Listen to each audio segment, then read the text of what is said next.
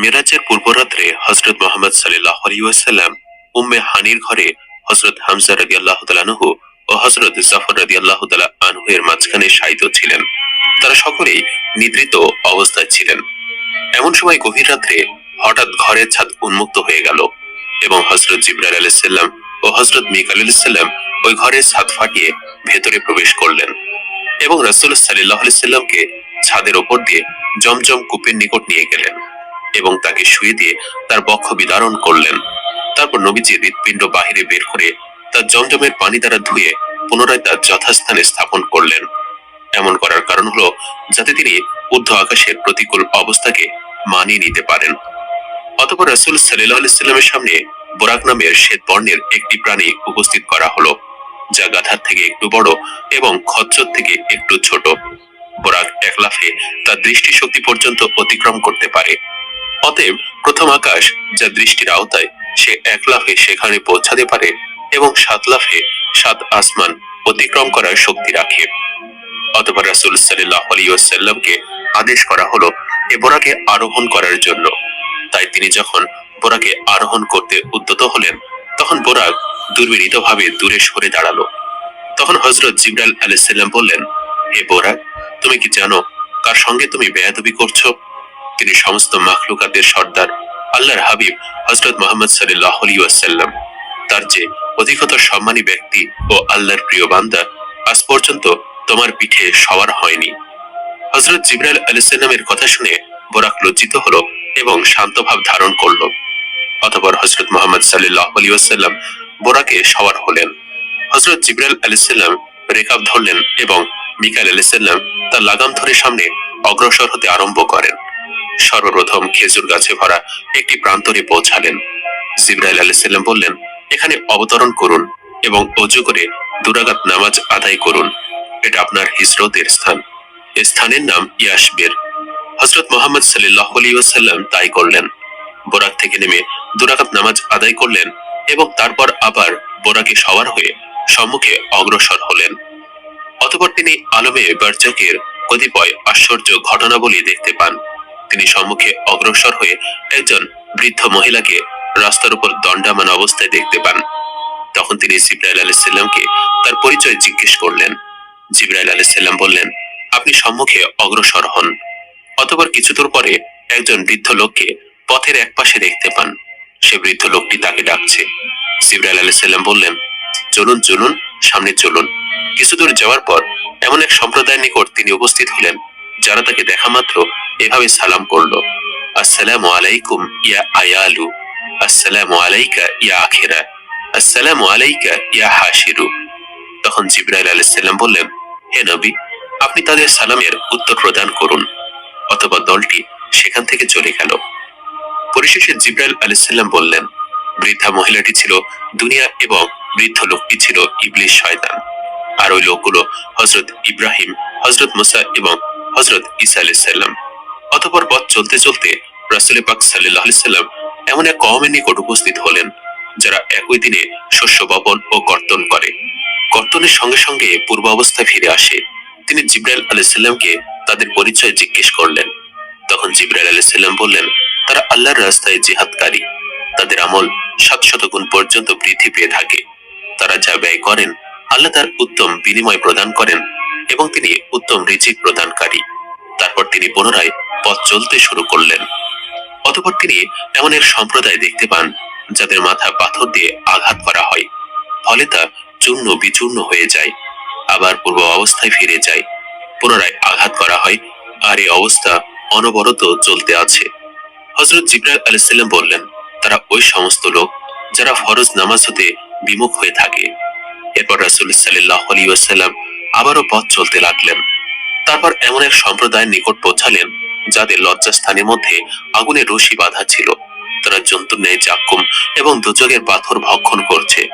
হযরত মুহাম্মদ সাল্লাল্লাহু আলাইহি ওয়াসাল্লাম জিবরাইল আলাইহিস সালামকে তাদের সম্বন্ধে প্রশ্ন করলে জিবরাইল আলাইহিস সালাম বললেন, এই সম্প্রদায় যাকাত প্রদান করে না, তাই তাদের এমন অবস্থা। তারপর রাসূল সাল্লাল্লাহু আলাইহি ওয়াসাল্লাম আবারও পথ চলতে লাগলেন। অতঃপর এমন এক সম্প্রদায়ের নিকট উপস্থিত হলেন, যাদের সামনে 2টি ডেক আছে। একটি ডেকে পচা গোস্ত এবং অপরটিতে পাক করা গোস্ত আছে।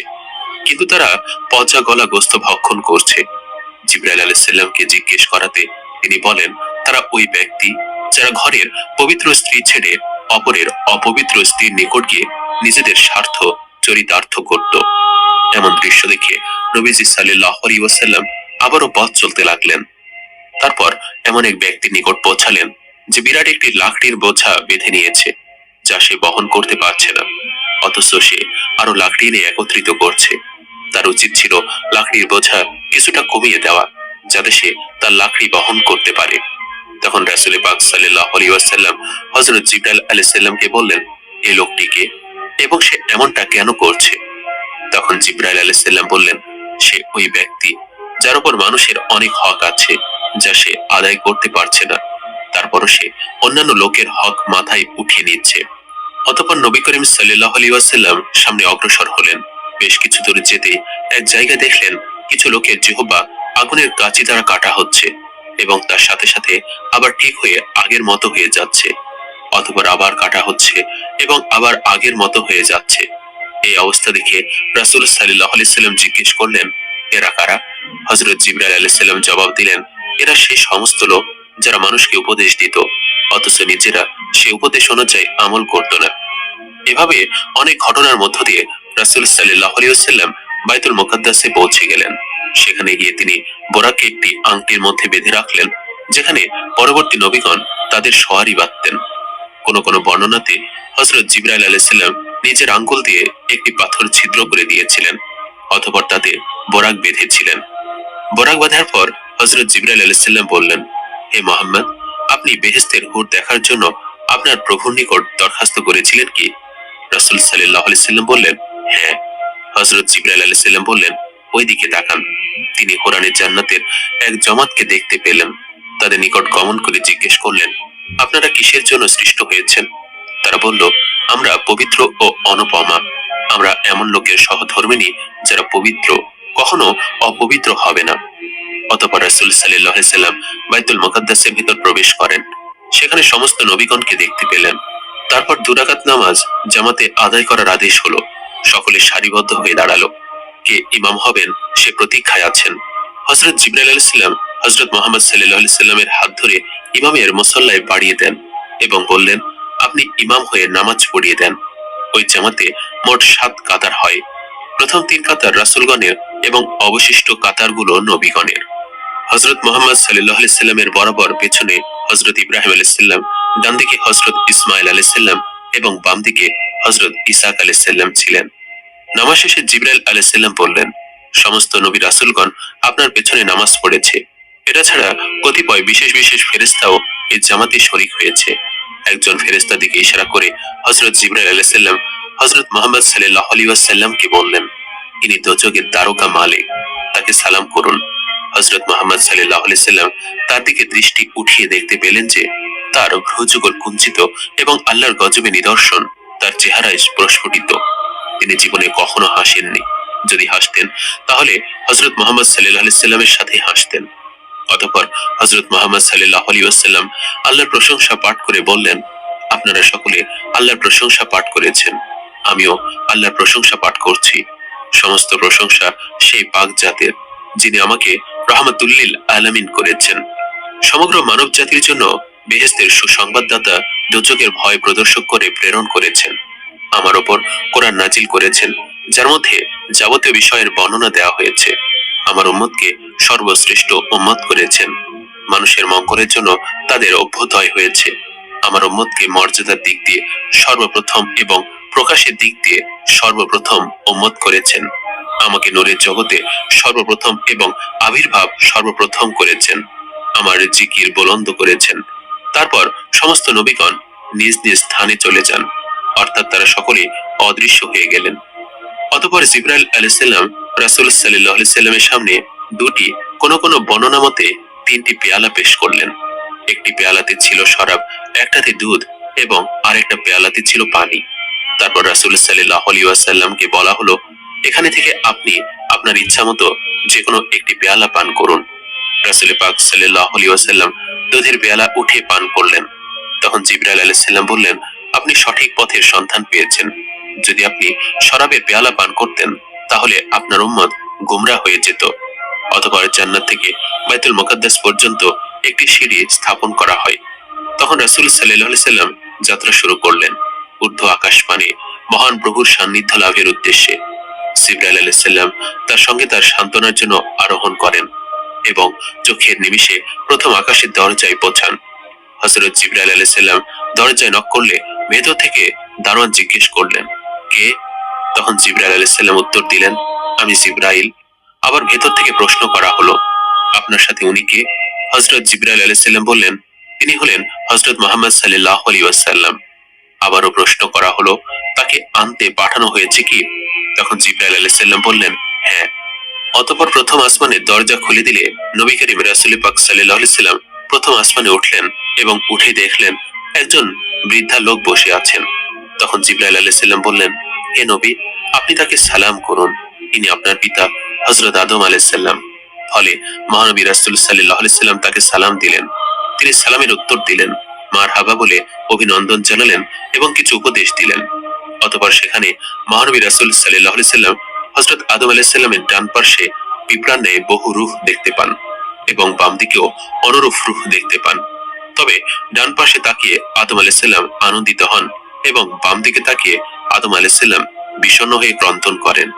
এমন দৃশ্য দেখে হযরত মুহাম্মদ সাল্লাল্লাহু আলাইহি সাল্লাম হযরত জিবরাইল আলাইহিস সালামকে তার হাকিকত সম্বন্ধে জিজ্ঞেস করেন। তখন জিবরাইল আলাইহিস সালাম বললেন, ডান পাশে রূহগুলো আদম সন্তানের জান্নাতি ব্যক্তিগণ এবং বাম দিকে তার আওলাদের দোজখ সন্তানগণ। যাই হোক, হযরত আদম আলাইহিস সালামের নসিহত শেষে তিনি একইভাবে দ্বিতীয় আসমানে গিয়ে পৌঁছান এবং আগের মতো প্রশ্ন উত্তরের পর দারোয়ান গেট খুলে দেন। দ্বিতীয় আসমানে আরোহণ করে তিনি দুই খালাতো ভাই হযরত ঈসা ও ইয়াহয়া আলাইহিস সালামকে দেখতে পান।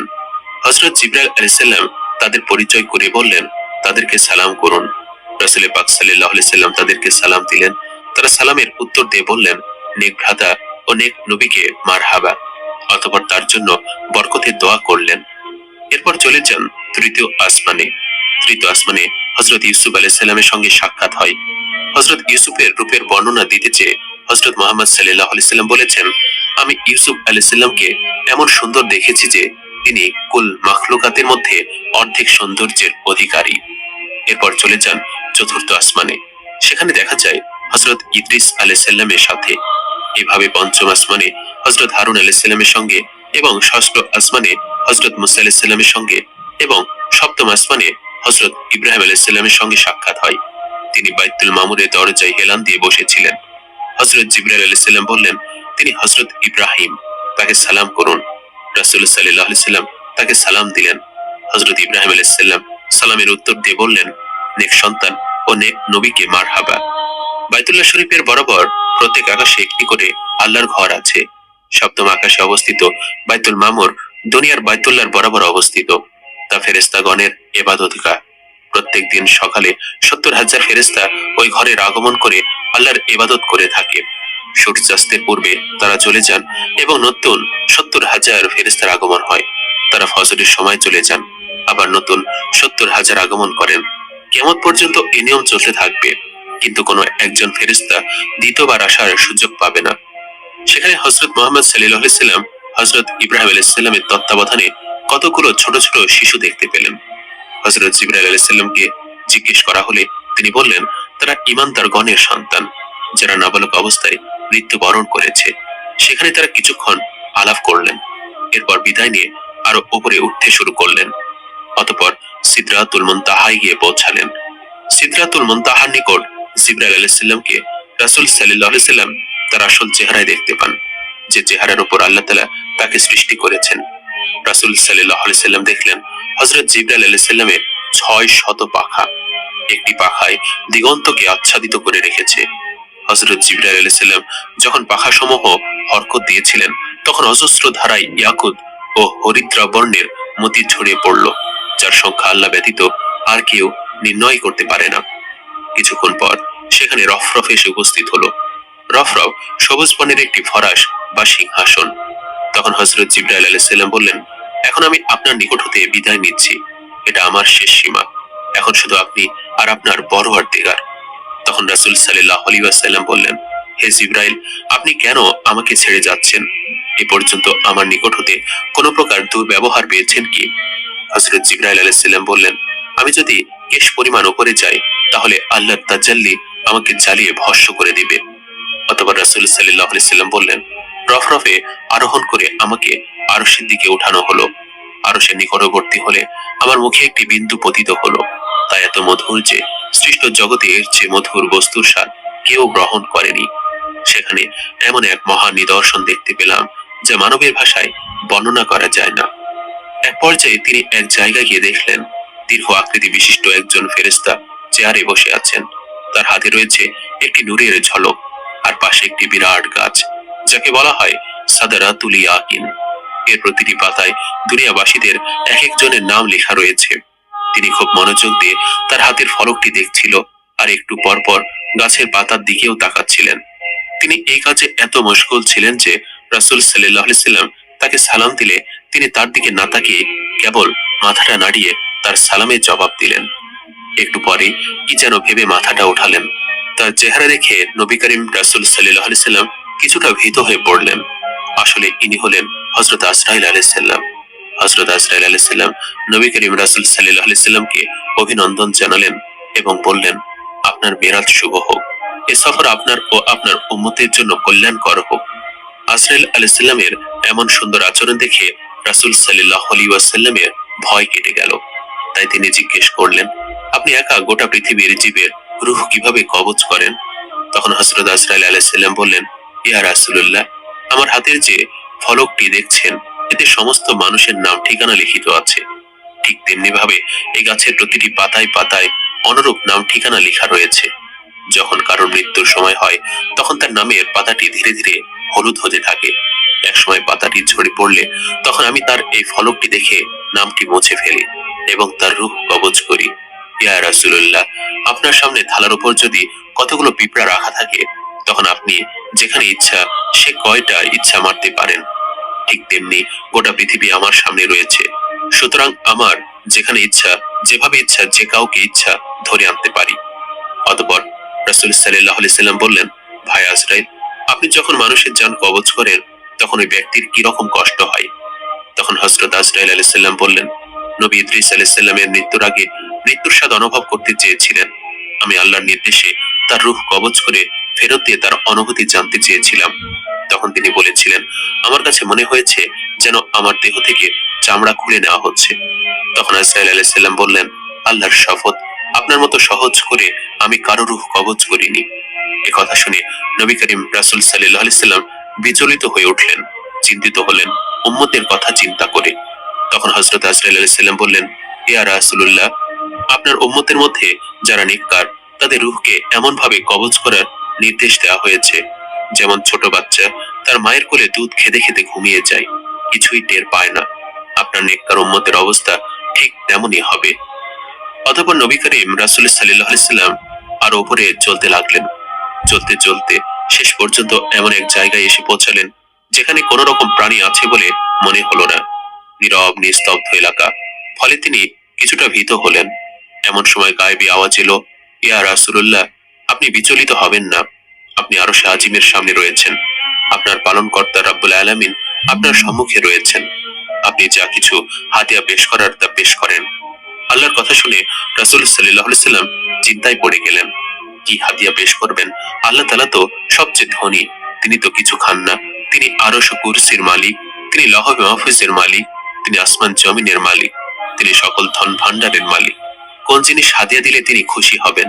এসব চিন্তা করে সাথে সাথে রাসূল সাল্লাল্লাহু আলাইহি সাল্লাম সিজদায় পড়ে গেলেন এবং বললেন, সালাওয়াতু বাদ, অর্থাৎ আমার সকল সালাম শ্রদ্ধা, আমার সব নামাজ এবং সকল প্রকার পবিত্রতা একমাত্র আল্লাহর উদ্দেশ্যে।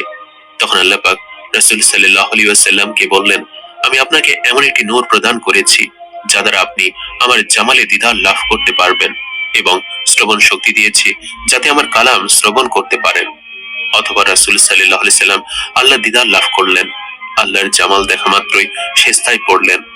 আল্লাহর পক্ষ হতে ইরশাদ হলো, আপনি আমার নিকট প্রার্থনা করুন।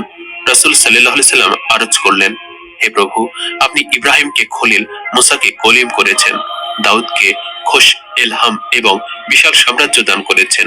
লৌহকে তার জন্য নম্র এবং পর্বতমালা তার হুকুমের বাধ্য করেছেন। সুলাইমানকে সমগ্র বিশ্বের বাদশাহী, জিন, ইনসানের এবং শয়তানের উপর আধিপত্য দান করেছেন। ঈসাকে তাওরাত, ইনজিল শিক্ষা দিয়েছেন। জন্মান্ধ ও শ্বেত কুষ্ঠ রোগীকে আরোগ্য করার এবং মুর্দার চিন্তা করার শক্তি প্রদান করেছেন। আমাকে কি দিলেন? ইরশাদ হলো, আপনাকে খলিল ও হাবিব করলাম, সমগ্র মানব জাতির প্রতি নবী করে প্রেরণ করলাম, বেহেশতের সুসংবাদ এবং দোজখের ভয় প্রদর্শক করলাম, আপনার বক্ষ সম্প্রসারণ করলাম, আপনার পৃষ্ঠ ভঙ্গকারী গুরুভার নামিয়ে দিলাম, আপনার জিকির বুলন্দ করলাম। যেখানে আমার নাম সেখানে সঙ্গে আপনার নামও থাকবে। আপনার উম্মতকে সর্বশ্রেষ্ঠ উম্মত করলাম। রোজ কিয়ামতে আপনার উম্মত নবীগণের সাক্ষী হবে। আপনার উম্মতের এক শ্রেণীর লোকের কলব ইনজিল কিতাবের ন্যায় বিশাল জ্ঞান ভান্ডার হবে। আপনাকে সূরা ফাতিহা দান করেছি, যা কোনো নবীকে দেওয়া হয়নি। আপনাকে সূরা বাকারার শেষ দুটি আয়াত দান করেছি। আপনাকে কাউসার দান করেছি। আপনাকে নিখিল বিশ্বের আদি অন্ত করেছি। আপনি যে পর্যন্ত বেহেশতে প্রবেশ না করবেন, সে পর্যন্ত সমস্ত নবীগণের জন্য বেহেশতের দ্বার রুদ্ধ থাকবে। আপনার উম্মত যে পর্যন্ত বেহেশতে প্রবেশ না করবে, সে পর্যন্ত সমস্ত উম্মতের জন্য বেহেশত নিষিদ্ধ থাকবে। হাসরের দিন সমস্ত নবীগণ আপনার ঝান্ডার নিচে থাকবে। আপনাকে মাকামে মাহমুদ ও শাফায়েতে কোবরা দান করেছি। আপনার উম্মতকে আরো বৈশিষ্ট্য দান করেছি। তারা কোনো নেক কাজ করতে ইচ্ছা করে একটি নেকি করলে 10টি নেকি, আর না করলে একটি নেকি লিখা হবে। অপরপক্ষে বদ কাজ করার ইচ্ছা করে একটি বদ করলে গুনাহ লিখতে হবে, আর না করলে একটি নেকি লিখা হবে। পূর্বেকার উম্মতের ন্যায় আপনার উম্মতের গুনাহ সমাজে প্রকাশ করা হবে না, এবং গুনাহের কারণে আকৃতি পরিবর্তন করে বা প্রস্তর নিক্ষেপ করে যে সকল জঘন্য আযাব পূর্বকালের উম্মতগণকে দেয়া হতো, তা আপনার উম্মতকে দেয়া হবে না। আপনি জানেন কি কারণে আপনাকে এই মর্যাদা দেওয়া হলো? তিনি বললেন, আমি আপনার বান্দা হওয়াতে গৌরব মনে করি। অতঃপর 50 ওয়াক্ত নামাজ ফরজ করে তাকে বিদায় করা হলো। ষষ্ঠ আকাশে হযরত মুসার সঙ্গে সাক্ষাৎ হওয়ার পর হযরত মুসা জিজ্ঞেস করলেন, আপনার উম্মতের জন্য কি হাদিয়া নিয়ে এসেছেন? রাসূল সাল্লাল্লাহু আলাইহি ওয়াসাল্লাম বললেন, 50 ওয়াক্ত নামাজ নিয়ে এসেছি। তখন মুসা আলাইহিস সালাম বললেন, ইয়া রাসূলুল্লাহ, আপনি আপনার পালনকর্তার কাছে ফিরে যান এবং সহজ করার আবেদন করেন। আপনার উম্মতের জন্য এই বিধান কষ্টকর হবে। আমি বনী ইসরাইলকে খুব ভালোভাবে পরীক্ষা করেছি। তাদের উপর আমার তিক্ত অভিজ্ঞতা রয়েছে, আর সে অভিজ্ঞতার উপর ভিত্তি করে বলছি, আপনার উম্মত দুর্বল হবে। তারা এ দায়িত্ব পালন করতে পারবে না। আপনি ফিরে যান, কিছু সহজ করে নিয়ে আসুন। পরামর্শ পেয়ে রাসূল সাল্লাল্লাহু আলাইহি ওয়াসাল্লাম ফিরে গেলেন এবং আল্লাহর নিকট বিনীত দরখাস্ত করলেন। তখন আল্লাহ তাআলা 5 ওয়াক্ত নামাজ কমিয়ে দিলেন। ফিরে আসার পরে মুসা আলাইহিস সালাম সাথে আবার সাক্ষাৎ হলো। তিনি জিজ্ঞেস করলেন, কি খবর? রাসূল সাল্লাল্লাহু আলাইহি ওয়াসাল্লাম বললেন, আল্লাহ তাআলা 5 ওয়াক্ত নামাজ কমিয়ে দিয়েছেন। অতঃপর মুসা আলাইহিস সালাম পুনরায় সেই কথাই বললেন, আপনার উম্মত দুর্বল হয়ে পড়বে। তারা এত ওয়াক্ত নামাজ আদায় করতে সক্ষম হবে না। আপনি আবার ফিরে যান। এভাবে নবী করিম সাল্লাল্লাহু আলাইহি ওয়াসাল্লাম হযরত মুসা আলাইহিস সালামের কথা অনুযায়ী মোট 9 বার আল্লাহর কাছে ফিরে গেলেন, এবং প্রতিবার আল্লাহ তাআলা 5 ওয়াক্ত নামাজ কমিয়ে দিলেন। শেষ পর্যন্ত মোট 5 ওয়াক্ত নামাজ থাকলো। মুসা আলাইহিস সালাম আবারও ফিরে যেতে অনুরোধ করলেন, কিন্তু রাসূল সাল্লাল্লাহু আলাইহি ওয়াসাল্লাম এবার উত্তর দিলেন, আমি লজ্জাবোধ করছি, আর ফিরে যেতে পারবো না। এমন সময় উপর হতে আওয়াজ আসলো, হে মুহাম্মদ, এই 5 ওয়াক্তই ঠিক থাকবে, তবে আমার কথার পরিবর্তন হয় না। তাই প্রথম ঘোষণা অনুযায়ী 5 ওয়াক্তকে 50 ওয়াক্ত ধরা হবে। কার্যত 5 ওয়াক্ত রইল, কিন্তু আমি 50 ওয়াক্তের সওয়াব প্রদান করব। অতঃপর রাসূল সাল্লাল্লাহু আলাইহি ওয়াসাল্লাম চলে আসলেন। প্রথম আসমানে অবতরণ করার পর তিনি নিচের দিকে অসংখ্য ধোঁয়া ও ধোলা দেখতে পান এবং ভীষণ শোরগোল শুনতে পেলেন। তিনি জিবরাইল আলাইহিস সালামকে জিজ্ঞেস করলেন, তারা কারা? তখন জিবরাইল আলাইহিস সালাম বললেন, আপনার কওম মিরাজের ব্যাপারে আপনাকে বিশ্বাস করেও করবে না, কিন্তু আবু বকর আপনাকে বিশ্বাস করবে। আপনি তার নিকট বলবেন, তিনি সিদ্দিক। অতঃপর রাসূল সাল্লাল্লাহু আলাইহি ওয়াসাল্লাম অচিন্তনীয় দূরত্ব নিমিষের মধ্যে অতিক্রম করে স্বস্থানে ফিরে আসলেন।